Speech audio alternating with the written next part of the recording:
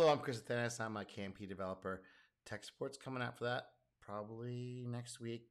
I don't know. Today, I wanted to react to a Y Combinator. I started watching the first 2 minutes of it, and I was like, oh, okay, this looks good. But I want to put it in the context of the MicroSaaS. Now, these guys were the kings of the SaaS. These guys dominated the SaaS, the whole startup, venture capital, get it all going and make it huge. I think that age is over, and it's the age of the MicroSaaS. If this is the new opportunity that wasn't at the time they were doing the SaaS, nobody really understood what that was. It was kind of what we call it now after the fact. But now it's MicroSaaS, so it's taking down from the international or national level, and we're going to bring it down to the city level, and you're going to find people like at the city level, like small numbers of people, word of mouth type of marketing, low budget marketing, and grow it organically by just doing a better job at something. And we're okay. Let's go ahead and listen. Fair use, by the way. Fair use. Oh yeah, well Michael, I can go do sales. That's not hard. I can definitely reply to emails. Yes. You know, I could. Well, Dalton, are you gonna do that?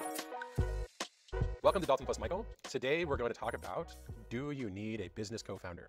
So many of you have seen our video, do you need a tech co-founder? I think we can summarize that as yes. Yeah, you have to have someone build it. If you're going to do a tech company, there's still lots of opportunity here for the MicroSaaS, for all the things I've been talking about on this channel. The level of inefficiency is just super extreme with these companies. And, the AI, these tools are allowing smaller teams to do more work. So people are serious about doing this, not as a side hustle, but as a thing, to make it actually happen. Yeah, the tools are now available for small numbers of people. So that is the viewpoint I'm coming from this. I think the day of doing the SaaS super funded with $0 thing is definitely over. This is over. I'm gonna go this right here. This period of time when these guys were active, yeah, people are doing all kinds of crazy bits on all kinds of stuff.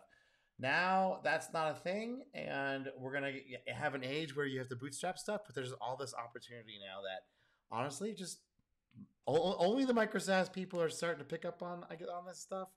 Everyone else is like, boo, everyone's getting fired. Well, maybe they weren't doing all that much to begin with. Yes, yes. Now, a far more complicated question. Do you need a business co-founder? It would seem like these are, one-on-one. Why are we making this video? Why is this? Okay, just for the short answer is, it does make things easier if you don't know, and also if you don't know a niche to get into, you have to have somebody that knows that stuff that's going to help you out into it. So it's kind of like a Goldilocks thing. It has to be just the right person, and a lot of it's luck. Interesting question. I think the short answer is yes, asterisks. And Nice. I think this comes down to definitions. Yes. What does it mean to be a non-technical founder? And so if we define this as, does every startup need one person who can't code, full stop? The answer is, of course, no. That is what. No, you can do it all yourself. Like you can do almost all of it yourself. It just gets to be a bit grindy when it starts to scale. It gets to be a little. You start to not do the code as well because you're doing this other thing. Which if you niche down tight enough, maybe that's a doable thing, and you don't mind doing that. That's totally an option. It's just that to get a bit of a wider niche and to widen the pie, you kind of need someone else to pick up this. Like he's gonna get into the business stuff. Why would you even ask that question? No, but like I think people think I think we think that. But yeah, we'll explain. We'll break this down. Yes. And so let's talk about the asterisks. So basically, every company has stuff that needs to happen. Yes. Right? And so to enumerate some of the tasks that need to happen that are not related to writing code, let's enumerate some of these. Incorporation. Yes. Bank. Yes. Payroll. Yes. Bureaucratic. I mean, you want to avoid the payroll. The banking stuff is not that hard. There's a couple of days of stuff, but you still have to manage it and maintain it and look at it and all the things. Filling out forms, paying taxes every year. Back off. The taxing thing, I mean, you do want to offload that off to an accountant as quickly as possible if you can. Or if it's small, manage it yourself, QuickBooks. It's not that hard.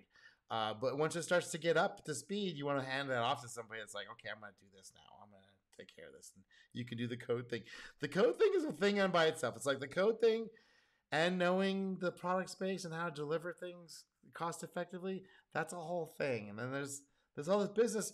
And the big thing about the business stuff is like no independent piece of it is hard, but cumulatively it becomes a grindy pain in the dick. Office. You want someone that's like, okay, I'm willing to do that part. Because they also have to bring. They really ideally bring this other niche knowledge to the table as well. That can be, that's not being seen by most people. Whatever you want to call it. Someone's got to do that. If not, you are breaking the law. Yep. So that's a problem. so someone has to do that. Yes. Talking to customers. Someone has to talk to a customer. You don't need to know how to write code to talk to a customer, right? Do not. No. So someone needs to do that. Yes. Hiring people. I personally like the talking to customer stuff, but if you're a tech co-founder and you're not like that, this is another reason you're going to need someone that knows how to talk to you technically and know what's capable of. And I've been down on the ring merry-go-round on that. And also likes to talk to the people who, can get the ideas, not to take orders from them, but like find out the direction, give good feedback. And a lot of that stuff is luck, man. It's just putting your neck out and trying stuff, and you're probably going to fail a couple of times, but that's part of that's why it's when someone hits, it's like, wow, that's really amazing, because you've definitely narrowed down the things that you're good at and maximize those and minimize the things you're not good at. People. That's not writing code, but you have to interview people, whatever, right? People won't just show up. Yeah. Sales is a really important one. We talk about this a lot. If no one on the team considers it their job to do sales, we have a problem. No sales. Right. So I just did a video about how it is possible to have a no sales team, just a total self-serve thing, and minimize that headache and put a resource of time doing that someplace else. So again, these all have, right, there's costs that have to be paid, and there's costs that are optional. Sales will happen. Right? And someone that doesn't know how to code could do sales. Yep. Fundraising is another one. Do you need to know how to code to fundraise? No. I mean, with the bootstrap stuff, you can eliminate that step at the beginning. You shouldn't be fundraising in the beginning anyway. You should be bootstrapping. And if you don't know what that is, how that works, that's how you can do it and get the most leverage. Customer support as well. Totally. Like replying to And these guys are going to be looking for that now anyway. You can't just go in there pure brute. You can't go the pure bootstrap stuff anymore, because guess what? The cheap money is over. It's done. They're going to want to see. They want to see a product market fit before they even start talking to you. Yes. And so the point is, but I wouldn't even go through these guys anymore. This is kind of like this is the way it was just done. And this new one is the MicroSaaS way. There's a whole other market that these guys, I'm sure at some point, are going to probably transition into, but it might be too late at that point. The business model might be too different, because this one is about Silicon Valley inviting insiders and having access to cheap money and knowing who's who and all that stuff. That's over now. That's done. That's cooked. Everyone's getting fired. And the ones that are picking up on this frequency are going to try something like this. It's pretty awesome. I've done one of them before anybody even knew what this was called. I did it back in from 1995 to about 2003. It was basically a MicroSaaS, and I broke all kinds of rules, and I still won. As we're enumerating all these, anyone that is a founder could be doing these and is qualified to do it. Yes. But a technical co-founder is just as qualified to do these tasks as a non-technical co-founder. These are smart human tasks. Yeah. Smart generalist tasks. And so we have seen lots of cases where everyone on the team may have a technical degree. Yes. But there's still someone knows they have to do this stuff. Yes. Right, man? Yes. Well, I think that this is what's so interesting is that it's... Yeah, someone's got to be the janitor. Sorry. And you can be the code janitor, which is a thing. It's horrible. I get it. It's gnarly as hell. But you do have to wear a few more hats in a MicroSaaS, because you're doing a lot of these things. But if you minimize the things you think you have to do, just the set of things that will get you to there's like a lot there that can be cut out. Like 2 things you already said here, you can be cut out. You don't need an accounting is like QuickBooks. Okay, that's almost free. Much easier for a technical person to do things that just require general intelligence than it is for a business person to learn how to code. As a business person. Right. It's way easier for like a regular business person to do the business stuff than it is to have a business guy learn up to the coding. So that's why the coding thing, if you've gone through the gauntlet and are able to like build an app yourself and can do the front end and back end, you're like 90% there, right? I can attest to this fact. But I think that you've brought up a really good point. Having the ability to do these tasks is different from having the appetite to do these tasks. Yes. And to do them well. And let's triple. Right. That's the other thing too. There are people that actually like to do the business stuff. Believe it or not. Yeah, they actually like it. And that is the kind of Goldilocks person you want to find, is someone that's kind of into that stuff.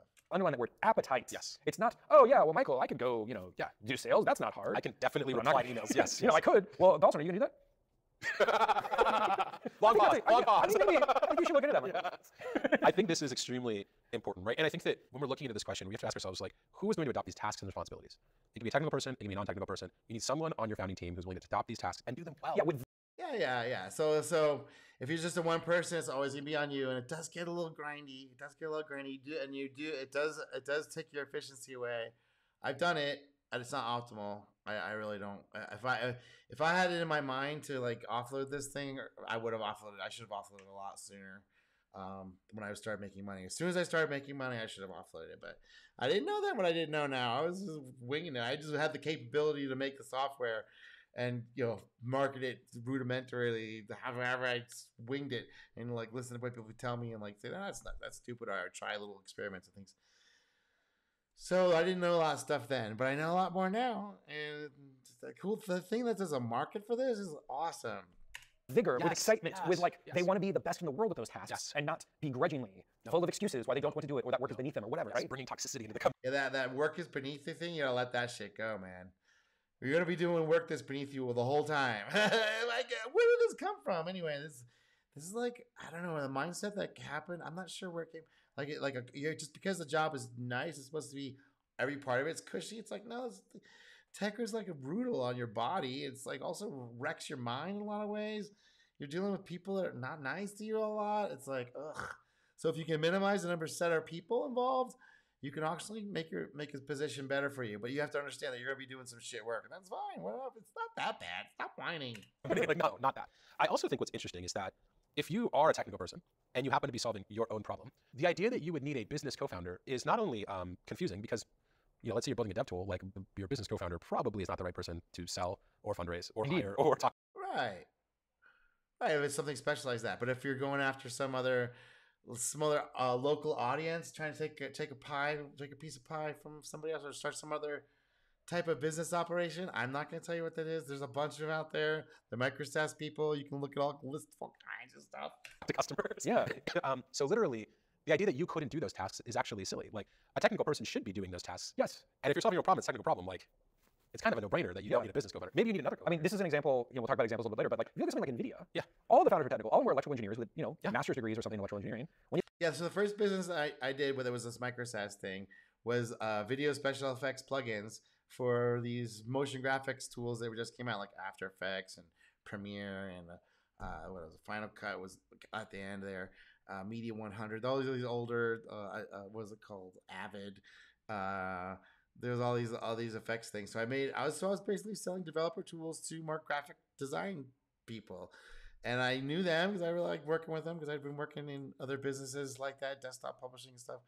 So I got into the image processing on video, and that's where I learned you don't have to have all this big sales team. You can still make pretty decent money if you're not trying to be greedy and crazy. When you think about it, how could a business person with no technical background even come up with the idea for NVIDIA or been in a position to execute on it versus an electrical engineer? Yeah. And so the CEO of NVIDIA, I don't think he spends a lot of time coding, to be honest with you. But the fact that he was a trained electrical engineer with a history of doing electrical engineering, with a specific vision of how to build a new CPU company. Yeah, so you need someone like that, someone that's kind of been around it or deep in some. You need someone that has special niche knowledge and the attitude, and so it's like a Goldilocks. And there are people out there that are totally down to do this, but it's not going to be the first or second person. It's not going to be first or second business co-founder. It's going to be like some special person who's like, okay, look here, I found this thing, and I need someone to help build it for me, and I can do this part, and I know how to work. It's like, you need that person. There's a lot of people like, I got this idea. There's a ton of this. No, not that guy. The guy that's like, okay, I found this thing, and I need to have it built, blah, blah, blah. That's the guy. GPU company. Yeah. That seems important, right? I don't know if a non-tech founder would have helped NVIDIA way back in the day. No. And certainly, if they would have helped, it's not obvious they would have been essential. Correct. And so I think that this idea, the business person, the MBA is essential. No, not MBA. Forget MBA. That's not essential. You need someone that's niche knowledge. It's usually going to be someone that's older. I'm sorry to have to break it to you, but a lot of these businesses that are actually successful, you've heard this young person start a process. That's usually an older person who's been through the ringer a few times and lost it and got it back. And yeah, that's the person you want. It's like been seeing some shit and like, okay, what can we cut out? Not, we have to have this, we have to have that, we have to have this, we have to bring that. No. It's not. Like, it's possible that the technical person is essential and the business person is not essential. I think the other thing that we think about a lot is, let's say you don't want to believe our theory. Right? Talk about theory. Let's say you have a theory, right? I don't like this because this is not flattering to me, Michael. Yes. I don't like what you guys are saying because it doesn't help me. You could just look at big companies and ask yourself, do there exist big companies that have only technical founders? What would you say to that question? Yeah, I mean, let's look at the most valuable companies on the stock market.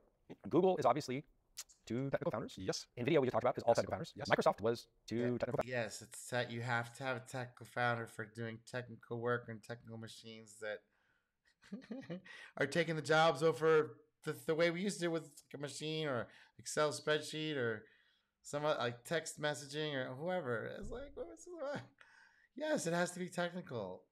It's not going to be a butter guy. We're going to bring a butter guy in. Or like Apple did when they brought like the head of Pepsi. That was kind of dumb.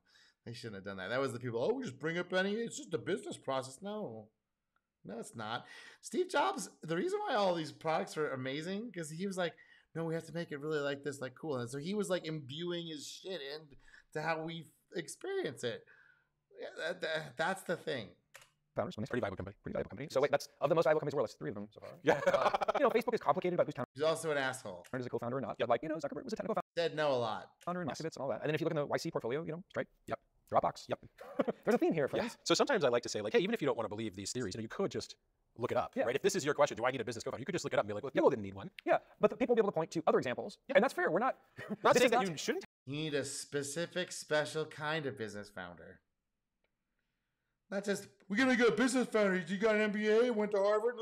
No, that's not what you Have one. You don't need. Yes, we're not arguing this is the exhaustive truth. Yeah. We're just saying it is not absolutely necessary, and we are providing proof of said argument. And furthermore, if you're using this as an excuse to not make forward progress, that's kind of bullshit. Yeah, that's bullshit. You don't have, okay, you as a single technical person, you can definitely make a lot of progress, but you have to focus down in to understand you're working and making solutions for someone else. Not what you think is cute or neat, but for someone else. That's not you.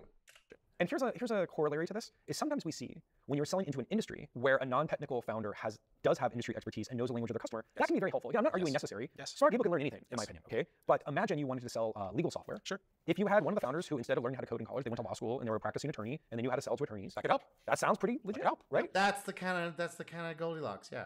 Let's say that you're selling software to doctors and hospitals.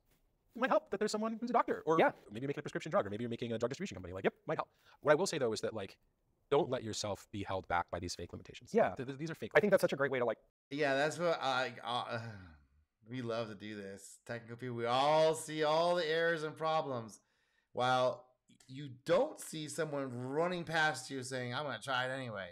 close off this thinking. I think the reason we got a lot of requests to this video, Yeah. I think it was from technical founders Yeah. that had been told by like investors, Or MBAs. you Yes. need a business founder, Yes. and are kind of looking for our advice about that, or like they're not really sure. Yeah. And I think a lot of times when investors give a founder that feedback, The investors don't know what they're talking about. All they know is what they've seen work before, and all they're trying to do is match patterns, right? So that's all they're trying to do. And we need to the MicroSaaS. We're gonna skip those guys and go right to the customer. We're gonna skip those guys, skip out all the other stuff, and go right to the customer. And we're going to the customer who is having a fucking problem. That just could you please make it just a better for me, please? We want that guy. Once we get enough of those guys, then we can spread out. But we want the guy that's like in pain, right? He's having a reason that's like, I'm stuck. This is too much. We want that guy. That's our customer. which is you need a business co-founder, Yeah. they're actually giving you direct feedback Yes. on what Yeah. they see as a deficiency in your appetite to do the work. Yes. Yeah. Okay, that is accurate. That would be actually more helpful to say, hey, you're not willing to do all these other things, so I guess you got to find someone that knows how to do it for you, dong dong. Because we're in business, we're not just writing code here. It's a business thing. A lot of engineers don't understand. Oh yeah, okay, no, there's business. Oh yeah, business going on. Yes, customers paying money for stuff. You need to do these processes. So if the message is, hey, either you step up and do the things that make it look like you have a business co-founder, or you go get one, brother. Yes. In a polite way. or the quality that you did the work, the quality of your pitch, or the quality of how you set up your company. That doesn't mean you don't have the skills to do it. Yeah. Like if you meet with someone like, I don't want to do sales, I hate doing sales, sales is bad. No. A lot of advice would be, yeah, maybe we should get a non-tech founder, right? Well, by the way, that's why I hate that advice, because that advice is suggesting the solution versus telling you the problem, which is You know, why people hate this whole sales thing? Sales are bad. It's just listen to somebody, and if you have a solution for them, you can offer them. And if you listen to the problem and you know some other solution, helping them with that, just helping people out. I don't know where this whole.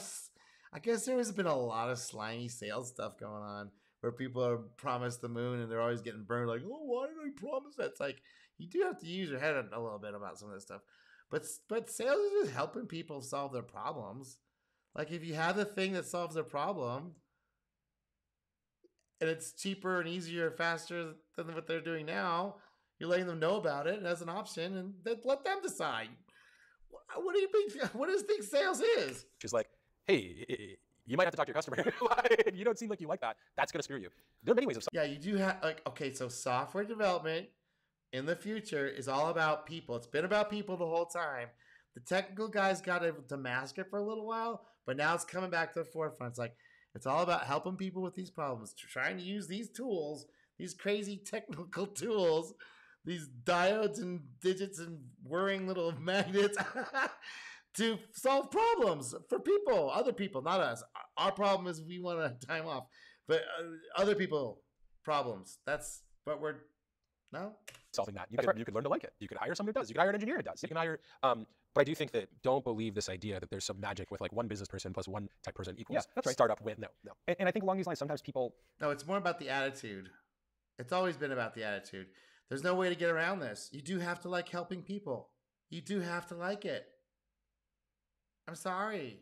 Have a lot of pushback of our advice on why you need a co-founder, full stop. There But our argument is not you need a business co-founder to teach you business because they went to business school. No. It's just that this is so hard, you need another person to go through this experience with. It's not that there's any one particular bit of experience that is necessary. Right? It's like 100%. You need someone to offer emotional support because this thing is going to be hard. Yeah. Yes. Yeah, that's more about it. You're spreading the load out, but it has to be somebody else that likes to take the load, is into it, is down for the cause.